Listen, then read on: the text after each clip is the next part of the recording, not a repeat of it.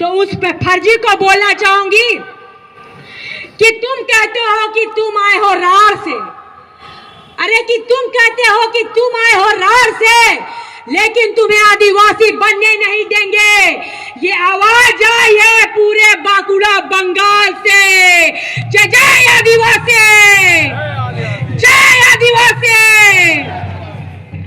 आज ये इनकी जो गलत सलत मांग थी, उनको जब हमारे आदिवासी भाई और बहन झारखंड से जब इनके आंदोलन का विरोध किए, तो ये हमारे आदिवासी और बहन बेटियों को गाली देने लगे। लेकिन आदिवासी बहन बेटी और उसका एक एक बच्चा डरने वाला नहीं है। और आदिवासी बेटी, आज ये लोग आदिवासी को कमजोर समझते हैं, नीचा जात मानते हैं, तुच्छ मानते हैं। जब 1931 के जातिगत जनगणना में ये लोग बोलते हैं कि हम लोग एसटी में थे, हम लोग नहीं बोले, ये लोग बोले कि हम लोग एसटी में थे।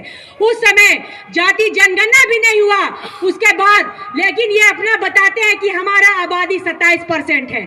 ये उड़ीसा, बंगाल और झारखंड को मिला के बताते हैं कि कुर्मियों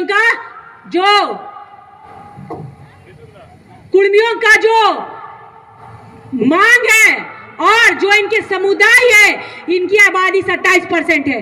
यह झूठा फर्जी अपना ये भीड़ बताते हैं और भीड़ दिखाकर ये रेल टेका करके सरकार का ऊपर दबाव बनाते हैं और एसटी का मांग करते हैं कि हमें कुर्मियों को एसटी सूची में शामिल करो। क्या आप रेल टेका कर रहे हैं? इतना हिम्मत था तो जाके दिखाइए ना, दिल्ली में जाके मेट्रो ट्रेन रोकवा के दिखाइए और मांगिए वहां सरकार से, तब आप लोगों को देखते हैं कैसे मांग पूरा होता है। जब संसद में जब बजट सत्र चलता है तब कहीं नहीं जाते हैं वहां मांग करने, तब डर से फक होने लगता है आप लोगों का। कहीं नहीं मांग करते, इन लोग को ही पता है सेंट्रल इन लोग को ऐसा मार के भगाएगा ना कि दोबारा ये आदिवासी बनने का मांग नहीं करेगा।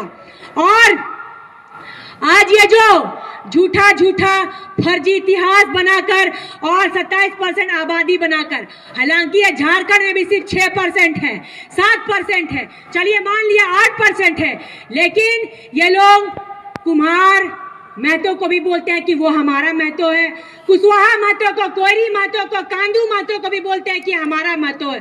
ये सभी महतो को जोड़ जाड़ कर ये 27% का आबादी बनाते हैं, जबकि कोयरी को भी मतलब नहीं है एसटी सूची में शामिल होने से, और कुम्हार को भी मतलब नहीं है एसटी सूची में शामिल होने से, और कांदू महतो को भी मतलब नहीं है एसटी सूची में शामिल होने से।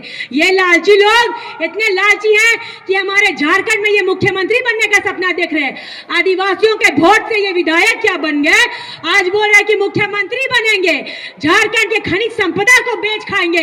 लेकिन खबरदार, आदिवासी का बेटा बेटी पढ़ लिख लिया है और अपने संरक्षण और आरक्षण खुद करने जानता है।